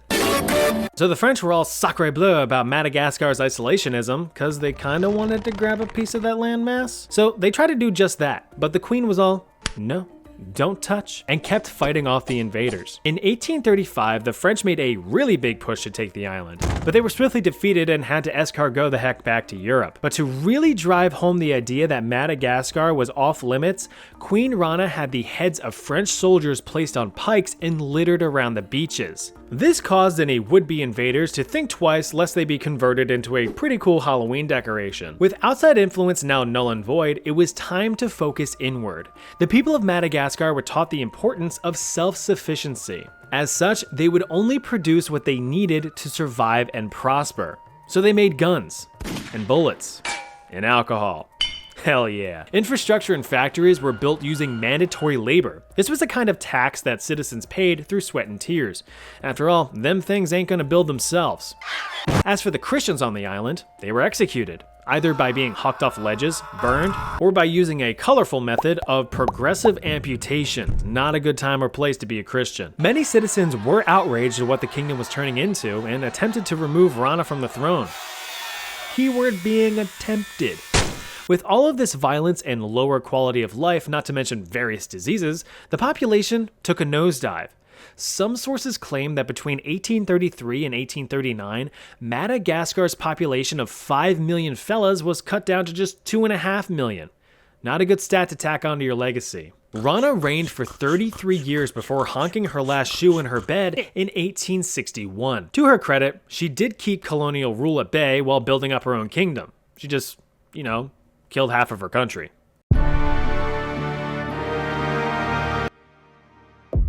Yes, I know Elizabeth Bathory wasn't a queen. She was a countess, but her story more than makes up for it. So, as I said, Elizabeth Bathory was a countess in 16th century Hungary with quite the dark side to her. She is arguably one of the most prolific serial killers in all of known history. Horrific to many, wifey material to some. Now, I'll acknowledge that some scholars believe these accusations to be completely fabricated and merely a smear campaign against her image, but we like to have fun here. So, little Lizzie was born into a rich and powerful family and forcibly engaged this geometric anomaly of a human, Count Ferenc Nadasdy, at just 11 years old. Don't worry, he was 16. This move was one concocted by both of their families as a way to combine each other's wealth and influence, and it worked. However, being all rich and powerful meant that you didn't really have much to do but sit around and be rich. So sometimes you gotta numb that perpetual emptiness with a little bit of purpose. When we fast forward to 1602, rumors began to circulate amongst the Hungarian population about the Countess's brand new hobby, murdering children. You see, Elizabeth Bathory was accused of torturing and killing hundreds of innocent, wide-eyed, rosy-cheeked girls with the help of her 4 servants. But why, you ask? Some believe that she harvested the young girl's blood for eternal youth, bathing in it as a nightly ritual, like some kind of Hollywood elite. But there is zero solid evidence even remotely hinting that she ever really did this. In fact, those rumors didn't circulate until 100 years after her death. Others believe that she just liked doing it for the thrill of it, which is much more plausible. Messed up, but plausible. Her early victims were mainly adolescent peasant girls. With the help of her 4 servants, whose names look like they belong in an NHL hockey team, Elizabeth carried out the gruesome murders. I mean, these were nasty, so here's your warning. Victims were commonly beaten to death to the point of their bodies bursting open, with one particular victim struck over 500 times. Others were reportedly pricked with needles and stabbed all over their bodies. In the winter, some girls were dunked in a nearby creek on cold, chilly nights and left to freeze. In the summer, others were covered in honey and left to be a feast for the flies. Elizabeth herself enjoyed putting red-hot metal rods on or in her victims. In 1609, Elizabeth opened up a boarding school for young girls of noble birth. Dozens of girls entered this school, but none were ever seen again. And this was the tipping point. You see, no one really bats an eye when peasants disappear, but when it's rich girls? No. That changes things. And now more people got involved, all the way up to the Hungarian king, who ordered a formal investigation. After a year of gathering hundreds of potential witnesses who claimed to have seen Elizabeth and the gang disposing of corpses, they were all properly arrested in 1610. Afterward, the accomplices testified separately, providing known body counts and horrific details of the deeds, even cross-confirming each other's stories. Because of this, historians believe that their testimonies are true recollections of the horror. Elizabeth is often pinned with the body count of over 600 victims. But that's just crazy. In reality, historians believe the real number to be much lower, probably only around 300. Oh, that's still a lot. All 5 were tried and convicted, with only 3 of the 4 accomplices being executed. Elizabeth avoided the death penalty, but was ultimately imprisoned within her very own dungeon, with limited contact to others for the rest of her life. A life that lasted only 4 more years. Evil human experiments, again. What's up, you desensitized degenerates? Here's something to really wiggle your teeth at. Back in the 1930s in Sweden, candy was becoming all the rage amongst kids and adults alike. Children couldn't wait to tongue punch their circular sweets day in and day out. Coincidentally, there was also a surge in dental complications such as cavities and tooth rot. Studies showed that roughly 83% of children's teeth had cavities, which, believe it or not, wasn't exactly unusual, as dental care was complete garbage. So the Swedish government decided it was time to get more enamored with enamel. Of course, right off the bat, the first to be blamed were the candy companies, but they were all, nah, that couldn't be us. Right, guys? No, I don't think so. There's really no data to back that up. I'm not too sure about that. I mean, it might be. In reality, there just wasn't enough scientific evidence to put the blame on anyone in particular. So in order to bridge that little gap of knowledge, the medical board decided to commission the Vipeholm study, which sought to determine a relationship between tooth decay and sugar-heavy diets. All they needed were some volunteers. But if some government drone came up to you all, hey, feel like munching on these bad boys until your teeth go gray? Unless you're an actual child with some backups pre-programmed into your skull, you'll probably say, yeah, no, and walk away. That guy asking me if I want to willingly rot my teeth. What an idiot. What's a committee got to do to get some willing test subjects? Easy. Simply just... There we go. In 1945, with funding from both the Swedish government and the candy companies, the medical board began performing government-sanctioned trials on patients in the Vipeholm Institution outside of Lund, Sweden. The establishment just so happened to house patients with severe intellectual and developmental disabilities, so in the medical board's eyes, perfect cannon fodder for the study. Between 1945 and 1947, 660 patients were given vitamins and fluoride tablets in conjunction with a low-starch meal and no snacking. After the 2-year period, 73% of these patients had not developed any additional cavities or decay. Alright, so vitamins and fluoride are completely ruled out. Well, in 1947, the medical board swapped the vitamins and fluoride with sugar-heavy diets, which included sugary snacks, drinks, and a specially formulated tacky toffee designed to aggressively stick to teeth. By the end of the study in 1949, about 10% of patients had irreversible damage to their teeth. They were pretty much rotten to the root, being deeply pitted with cavities which caused agonizing pain day in and day out. If you've ever had a toothache, you know how much that sucks. Well, with these results showing a clear link between sugar and tooth decay, the candy overlords weren't exactly pleased, so the scumbags decided to actually withhold the results, publishing them 4 years after the experiment had concluded, resulting in public outcry. Now, of course, people were more pissed at the results rather than the method, which was just brushed off as a necessary evil since the research ultimately did very much benefit society as a whole. Back then, the severely intellectually disabled were seen as merely subhuman, with their forced participation being considered their payment to the society that took responsibility for them. It wouldn't be until the 1990s that the ethics of the study were even questioned. Really messed up. So, remember to brush your teeth.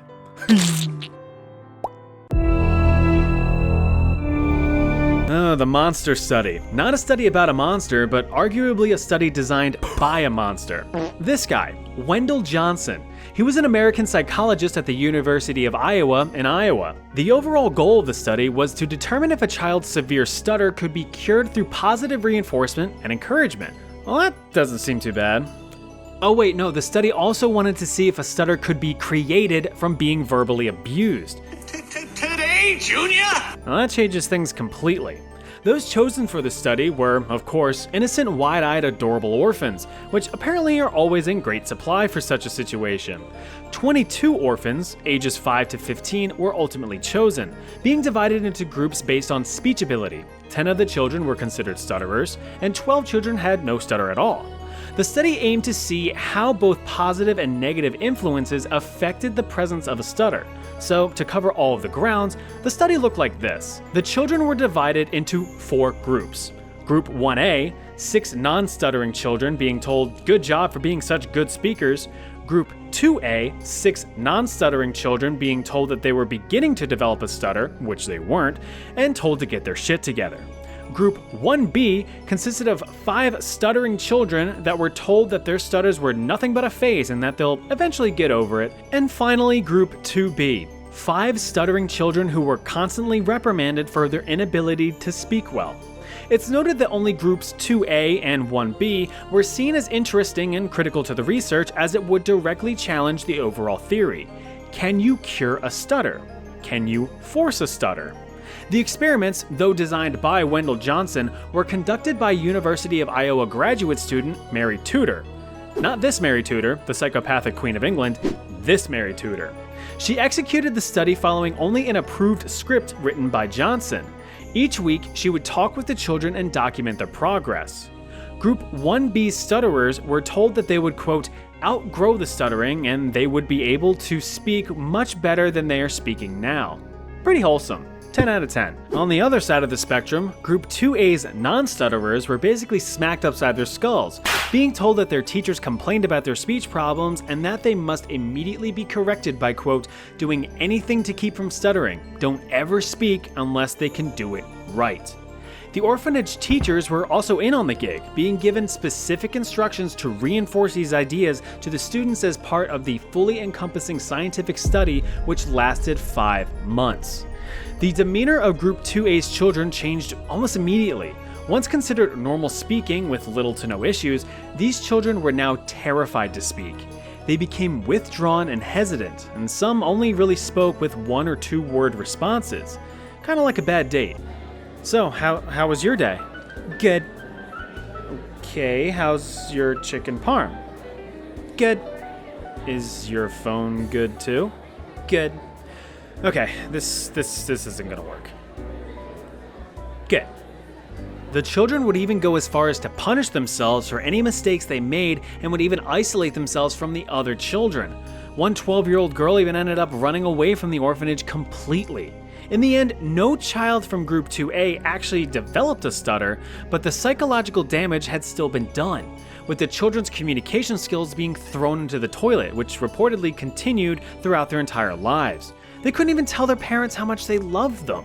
As for the other groups, there was no statistically significant change in their speech quality. So, we have our answers. Can you cure a stutter by being nice? No. Can you force a stutter by being a dick? No. But you can cause long-term psychological stress by degrading and verbally abusing children. What a surprise. Okay, easy time's over. Time to really crank up the evil. The Holmesburg prison in Philadelphia, Pennsylvania in the United States was home to some pretty nasty human experiments from 1951 all the way to 1974. Post-World War II, all hats were off for the sake of scientific advancement. Pharmaceutical industry budgets had skyrocketed and a new gold rush was created. Ethics were glossed over, informed consent was virtually non-existent, and medical safety protocols were shoved aside for the sake of progress. Medical doctors were kind of just told to try some stuff out and see what sticks. After all, you don't want those evil Soviets to get ahead in the Cold War, do you? Now, some of you more savvy historians might ask, well, what about the Nuremberg Code of 1947, which outright banned such human experiments? Well, American scientists waved their freedom fingers and said, haha, no. See, that code was for the gross bad Nazi guys over there. We Americans would never do something like that. No, never. Anyway, here, try this new pill. It might cure cancer, it might make you smell colors. We haven't perfected it yet, but trust us, it'll do something. Experiments performed in the Holmesburg prison ranged from applying simple cosmetics to make everyone look pretty, to exposure to corrosive and carcinogenic chemical weapons to make everyone look pretty dead. These experiments were funded by several large corporations, including Johnson & Johnson, the Dow Chemical Company, and even the US Army. Some people have rainy day funds, mega corporations have evil experiment funds. Perfectly balanced. Though it has to be said that these experiments were entirely voluntary, with prisoners being paid a few bucks here and there for their time and potential sacrifice. But when an individual is so desperate for money as to sell themselves to inhumane trials, is it really voluntary? Well, yeah, here's your $2. Same time tomorrow? One of the head honchos over there was American dermatologist Dr. Albert Kligman. When he entered the Holmesburg prison for the first time, he was quoted saying that all he saw before him were acres of skin. It was like a farmer seeing a fertile field for the first time. So that right there, that's an obvious red flag. That's not a normal thought that you should have. Inmate records described experiments including exposure to various STDs, skin blistering chemicals, radiation, psychoactive drugs, and carcinogenic compounds. The most famous being dioxins, which would become a key ingredient for Agent Orange, an herbicide which is known to have directly killed over 700,000 American and Vietnamese people during the Vietnam War. But that's another story. Not really. The US developed an herbicide that directly killed over 700,000 people during the Vietnam War.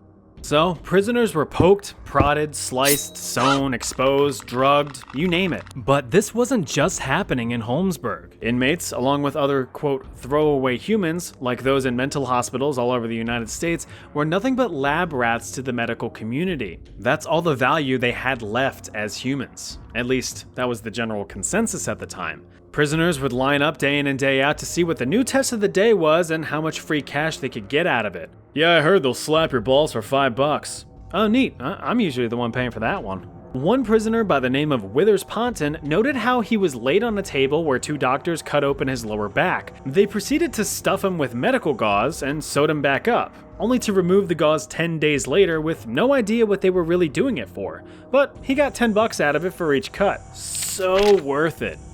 When the 1970s rolled around, it was estimated that over 90% of the prison's population had participated in at least one test. It was also at this time that the attitude towards human experimentation shifted to kind of like maybe that's a bad thing to do. Although many great scientific advancements were achieved through these experiments, it left the subjects scarred for life, both physically and mentally. But let me ask you this, would you trust that a medicine would work in theory on paper, or would you rather have it be proven to work by shoving weird pills into real human subjects? There's medical research, and then there's just plain evil torture. Since you're watching a video about evil experiments, you've probably heard of Josef Mengele, also known as the Angel of Death, and arguably one of the most evil men in human history. Sure, Adolf the red-nosed dickhead was the big stinky cheese of the whole Nazi operation, but remember that there were monsters that willingly and enthusiastically carried out his orders. Mengele was one of such monsters. He was a World War II German SS officer and physician at Birkenau, a part of the Auschwitz death camp in Poland. Since SS doctors didn't administer any treatment to sick and dying prisoners themselves, Mengele's job was to make sure that the inmate doctors were treating the prisoners to get them back to a working condition. Any prisoners who did not recover within 2 weeks were nonchalantly sent to the gas chambers without hesitation. And that's just a taste of this complete bastard's inconceivable evils. Mengele would use his position of power as an opportunity to satisfy his demented curiosities. After all, he was a medical doctor. Among his greatest interests were people with heterochromia iridium, meaning that they had two different colored eyes, very popular amongst the anime fangirls, people with dwarfism and other physical abnormalities, and perhaps his strongest interest being identical twins. Mengele had handpicked over 1,500 subjects, mostly children, who would be spared the gas chamber and even fed and housed better than the normal death camp population, but at a terrible cost. An inmate doctor under Mengele was quoted saying that he was capable of being so kind to the children, to have them become fond of him, to bring them sugar, to think of small details in their daily lives, and to do things we would genuinely admire. And then, next to that, the crematoria smoke. And these children, tomorrow or in a half hour, he's gonna send them there. Well, that is where the anomaly lay. Such a human so void of empathy is truly horrifying, because you just never know what they are really capable of and how far they will go to accomplish their own selfish goals. His experimental designs had zero consideration for the health, safety, or the physical, mental, or emotional impact on the victims. He was given full control to do as he pleased. For his twin patients, he often performed his experiments on one twin and treated the other as a control for a direct comparison of results. Experiments included the amputation of healthy limbs, forceful injection of disease, blood transfusions, removal of teeth and organs without anesthesia, and even creating his own Siamese twins by sewing two children together. Perhaps one of his more infamous pieces of work was injecting adrenaline directly into eyeballs to change their color. The eyeballs would be removed from living victims and studied, with some being pinned to his wall as trophies. Once experiments were completed, he would kill off and dissect the control twin to report any findings. Out of his 1,500 victims, only 200 reportedly survived. Keep in mind that Mengele wasn't even the highest ranking medical officer or even in a relatively high position of power. There were many other evil doctors who performed their own experiments on victims. Karl Claudeberg had researched mass sterilization by radiation and chemical injection, contributing to the sterilization of over 400,000 people. Sigmund Rascher had researched the human limits and treatments of hypothermia and exposure to low and high pressure environments.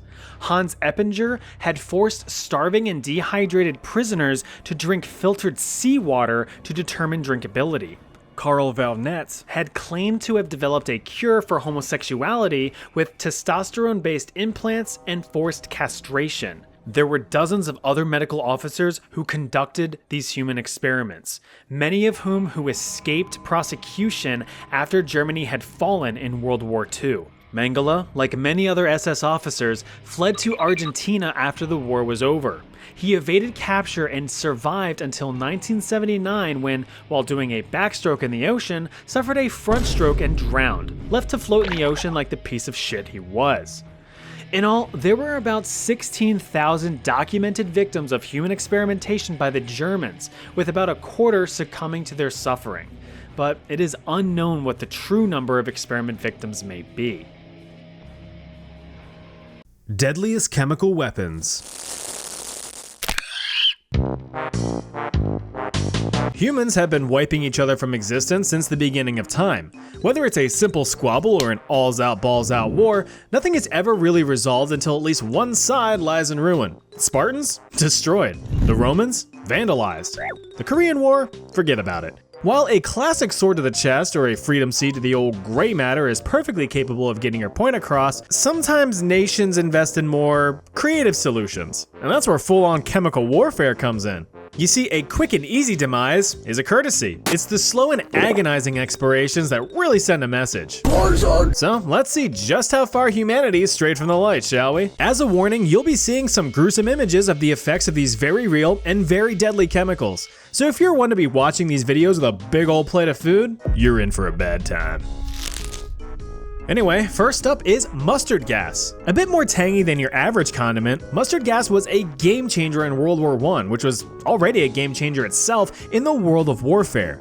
First used by the Germans during the Third Battle of Ypres in Belgium in the summer of 1917, mustard gas is one of the most well-known chemical weapons used during the Great War. But here's a fact for you: mustard gas isn't a gas. It's not even a mustard. It's actually a liquid at room temperature, which actually made it more effective in warfare. The thick and oily liquid would stick to most surfaces for days on end. And to take advantage of this, mustard gas was packed into artillery shells, which bombarded the battlefield. The artillery explosions would turn the liquid into a fine mist, spraying all over the place. What's worse is that the lethal liquid would slowly vaporize in warmer temperatures, creating creeping death clouds which would engulf soldiers. This vicious vapor had a strong garlic or mustardy odor, which is how the chemical got its namesake. But no matter if it's a gas or a liquid, the horrible effects still remain the same. And I hope you're ready for some brief chemistry lessons here, because I'm going to be giving you a rundown of how these chemicals affect the human body. And since I'm a chemical engineer during my day job, you can, trust me, bro. Alright, so mustard gas is what's called a blistering agent. This means that its main form of attack is damaging human tissue. And this is done through the chemical's ability to really fudge up the DNA and proteins in the nuclei of your cells, particularly in the moisture areas of your body like your eyes, your skin, and your respiratory tract. So rest easy knowing that nowhere's really safe, especially if you sweat a lot, like say a soldier in the heat of battle carrying a crap ton of equipment. Any skin exposed to mustard gas will develop severe chemical burns, and thanks to all that DNA and protein destruction, will form very juicy but agonizingly painful yellow blisters, or as I like to call them, the Forbidden Capri Suns. Now, with how bad this stuff is on your skin, it's even worse when it gets in your slippery wet eyeballs. If mustard gas gets in your eyes, you're gonna be hit with severe and immediate irritation, burning, and in some cases, partial or complete blindness. But that's just the effects on the outside of the body. Breathing this stuff in results in immediate burning and pain in your throat and nasal passages. Why is it spicy? Over the course of a few days, this will evolve into inflammation of said airways, causing restricted breathing, congestion, and likely complete respiratory failure. Those who did survive mustard gas exposure often suffered long-term respiratory complications for years after the war. Despite causing these horrific side effects and being the most commonly used chemical in old WW1, the mortality rate of mustard gas is pretty low, only making up about 2 to 3% of all chemical warfare deaths during the Great War. There was a chemical that was much more deadly than mustard gas, and that chemical is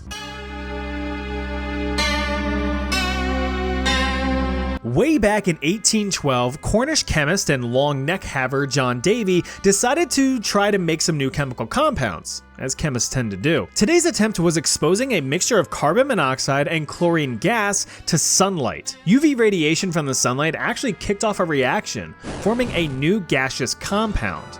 Davy named this creation phosgene, which, when roughly translated from Greek, means born from light. This compound was pretty easy to produce and was deemed valuable in various chemical synthesis reactions. It's even still used today as an intermediate chemical by industries for making stuff like plastics, insulation, and even pharmaceuticals. The problem though is that it's extremely deadly if misused. Easy to make and deadly when misused. Sounds like the perfect candidate for a chemical weapon, said the Germans in a silly and aggressive accent. And that's just what they did. In December of 1915, during the First Battle of Ypres, poor Belgium really can't catch a break, Germans set up about 3,000 cylinders of compressed phosgene gas on the front line.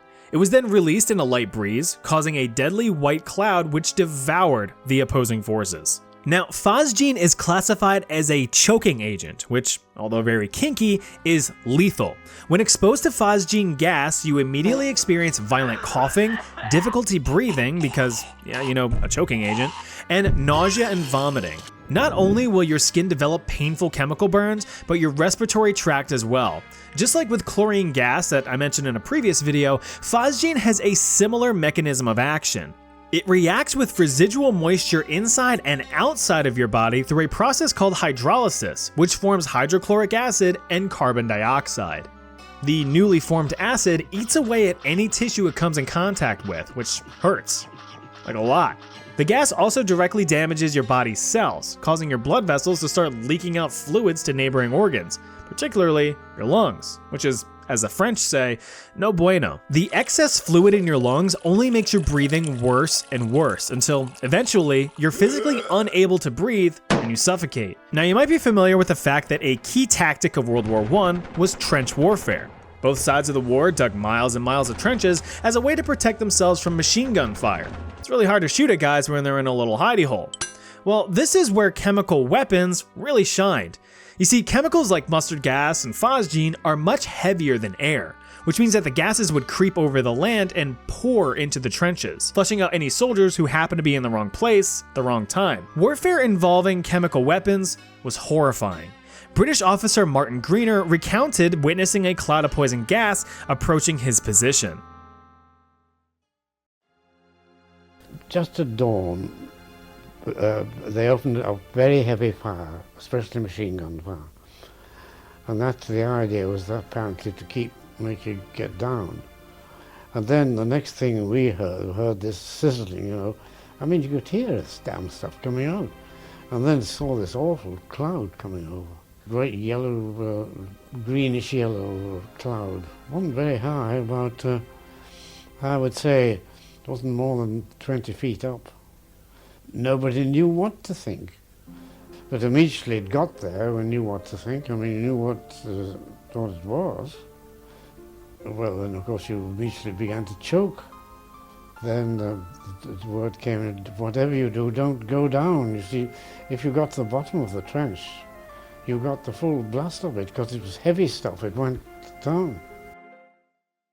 Now, you have to remember that phosgene was first used in 1915. The first effective gas masks weren't developed or distributed for a few months, meaning that these first witnesses had little to no protection against this stuff. In the end, phosgene is estimated to be the cause of over 90,000, or about 85% of all known chemical weapon deaths during World War I. Although history likes to highlight the German Empire for their aggressive use of chemical weapons during the Great War, and rightfully so, it was actually France who first used tear gas in 1914. But compared to chemicals like phosgene, it's like hucking a paper ball at a cannon.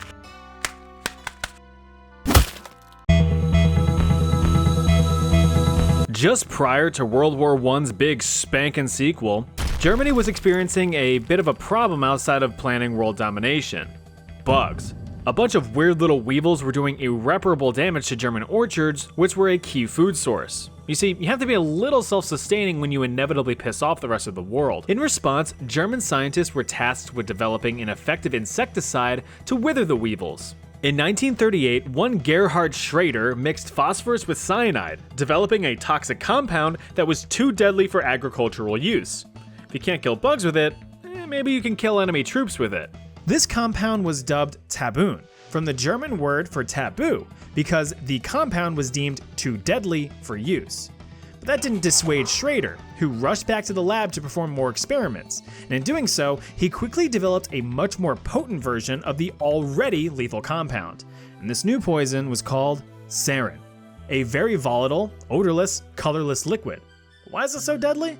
Well, sarin is classified as a nerve agent, arguably the deadliest and most horrifying classification of any chemical weapon. And it works like this. Now really turn your brains on for this explanation. In your body is your nervous system. This is basically the entire body's communication network, controlling your movements, your thoughts, your emotions, your memory, muscle function, and passive functions like your heartbeat and your breathing. Well, sarin comes in and fucks all that up by messing with these guys. These are neurotransmitters, chemical compounds that are passed between neurons in your nervous system. Some neurotransmitters you may be familiar with are adrenaline, which gives you that fight or flight feeling, serotonin, the happiness molecule, and dopamine, which hits really hard when you're up about 450% on your spy calls, but you're too stupid to sell them even though they expire in 2 hours. Well, I would like you to meet acetylcholine. This neurotransmitter is what controls your muscle movement, your thought process, and your learning ability. When passed from your nervous system to your muscles are stimulated and move the way your brain tells them to. After your muscles are done doing what they're doing, the acetylcholine is then broken down by acetylcholinesterase, allowing the muscles to relax. So sarin over here comes in and breaks that communication line. Your muscles are bombarded with signals to move, but no signals to stop. As a result, victims who are exposed to sarin gas are no longer in control of their own bodies. They can't think, they can't breathe.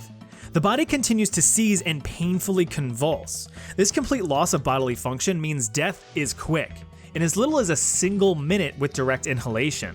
Compared to phosgene, sarin is calculated to be about 43 times more lethal when comparing lethal dosages. The sheer potential destruction of the chemical was enough to prevent Germany from ever using the gas during World War II. Some sources claim that the main mustache in charge was too scared to unleash it after his own personal experiences with mustard gas in World War I. But the guy authorized using gas chambers on innocent civilians, so I'm calling bullshit on that one. Regardless of the reason, sarin was never authorized for use in World War II. However, sarin, along with a beefed up version called cyclosarin, are known to have been used by Iraq in 1983 during the Iran-Iraq War, resulting in tens of thousands of deaths. An even deadlier version of the nerve agent called soman was also synthesized, but luckily it's never been used. Together, taboon, sarin, soman, and cyclosarin make up the G series of nerve agents. And you can pause here to read up on them. Alright, we need a mental health break here, so let's get some of that serotonin rebalanced. Oh, look at this little guy. He's living it up, he's doing his thing. He's got a piece of fluff, he's probably gonna nope, he ate it. Alright. Ugh, now look at this handsome little man. I think I know what he wants you to do. That's right. Don't disappoint him. Alright, back to the devastation and despair. Venomous Agent X, or VX for short, is a chemical compound discovered by the British in the 1950s, while, go figure, researching potential pesticides. Oh, how the turntables. Britain pulled the whole copy my homework but in your own words move by building off of the aforementioned Gerard Schrader's work. Once fully developed and refined, the compound was then produced for the sake of chemical warfare, should the world wars decide to become a trilogy. In its pure form, VX is a thick, oily, amber-colored liquid that is relatively non-volatile, meaning that it doesn't vaporize easily on its own at room temperature. These physical properties prevent the oil-like chemical from dissipating wherever it's released. It can remain on the ground and plants for days on end, creating poison pools across the landscape. The odorless and tasteless liquid is lethal in very small doses. Just a few milligrams on your skin will be enough to send you vertically packing. The mechanism of action is identical to sarin, causing a complete loss of bodily function and death by asphyxiation. However, VX is considered to be much more potent. In 1993, the United Nations banned, along with several other chemical weapons, the production and stockpiling of VX in any amount that exceeds 100 grams, or about a quarter pound minus the cheese. VX had also been used alongside sarin during the Iran-Iraq War in 1983. As well as a few assassinations, the most high profile of which being the brother of North Korea leader guy Kim Jong-un in 2017, where two women rubbed a cloth soaked with the nerve agent in the poor guy's face at an airport. He received his one-way boarding pass to the Northeast Korea in the sky in just 15 minutes. But that's not the end of nerve agents just yet. No, now it's the Soviet Union's turn to dabble in chemical weapons in the 1970s. Many sneaky Soviet scientists were tasked with developing new nerve agents to bypass the UN's banned chemical weapons list. After over 2 decades of research, the Novichok series of nerve agents were developed. These 8 compounds are believed to be the most toxic things ever developed by mankind, besides political subreddits. Now, the Novichok agents are functionally equivalent to other nerve agents, but again, are much more potent than the last. Although weapons were created to release these agents, they were never deployed on the battlefield. Instead, these compounds are mainly used in silencing enemies of the state, with one of the most recent cases being in 2018. If you've actually paid attention in any of your world history classes, then you know what this stuff is. Zyklon B. Derived from the German word for cyclone, this pesticide turned humanicide was developed by, you guessed it, those gosh dang Germans back in the 1920s. Originally for much more innocent uses like getting rid of lice on clothes, to fumigating warehouses, ships, and even trains used to transport cattle. Just cattle.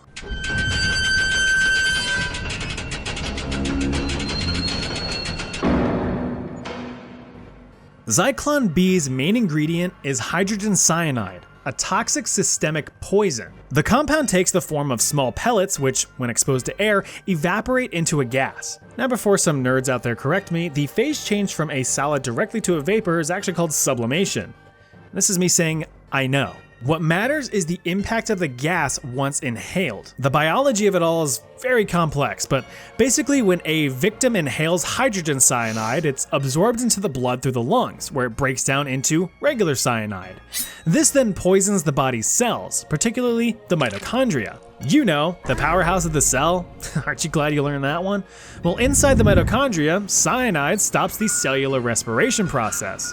This means that your body can no longer produce the energy required for your cells to do their jobs. And just like in this American economy, without jobs, the cells die very quickly.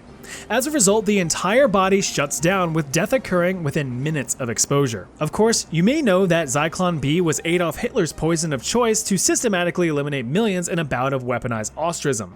You know, during that big historical event in World War II that YouTube doesn't like people talking about. Isn't it great living in a time where we have to censor ourselves when discussing horrific historical events? Anyway, next chapter. During the Vietnam War from the mid-50s to the mid-70s, the US was kind of getting their asses handed to them. One of the main problems for US troops was North Vietnam's territorial advantage. Thick foliage and treacherous jungles provided the northern military with tactical cover and vantage points. So how do you fight back against a hidden opponent? You take away their hiding spots. And that's exactly what the US tried to do when they developed the Rainbow Agents, toxic herbicides developed specifically for converting a lush jungle biome into a complete wasteland. Luckily, a bunch of US chemical companies already produced herbicides for use in agriculture to kill off invasive plants that threaten crop yields. The most notable companies were the Dow Chemical Company and the Monsanto Company. These companies were then tasked with upping production for the war effort. In all, 6 herbicides were developed: Agents Green, Pink, Purple, Blue, White, and Orange, all named after the color-coded barrels that they were shipped in. Agent Orange was released into the environment by any means necessary. Helicopters, planes, boats, trucks, backpacks, whatever could be used to spray liquid everywhere. It's estimated that over 11 million gallons of Agent Orange showered over South Vietnam, as well as the neutral countries of Laos and Cambodia. The US government actually sprayed about 20 times more than what the chemical manufacturers deemed necessary to get the job done. You what? Tens of thousands of square miles of rainforest and jungle were devastated in the 60s and 70s. Full ecosystems were flat out destroyed. Surviving wildlife were forced to relocate, and while not directly intended, hundreds of thousands of people were caught in the crossfire, soldiers and civilians alike. Immediate exposure symptoms included skin irritation and swelling, as well as difficulty breathing. Overall, the short-term effects were pretty mild and non-threatening. However, it was the long-term effects that packed the punch. In all, 14 diseases are linked with Agent Orange exposure, including various cancers, Parkinson's disease, and severe birth defects thanks to the chemical mixture's genetically damaging mechanism of action. Despite not being solely intended as a chemical weapon against humans, it is estimated that over 300,000 US troops and over 400,000 Vietnamese, Laotian, and Cambodian people have died as a result of Agent Orange's long-term side effects, making the compound one of the deadliest in history.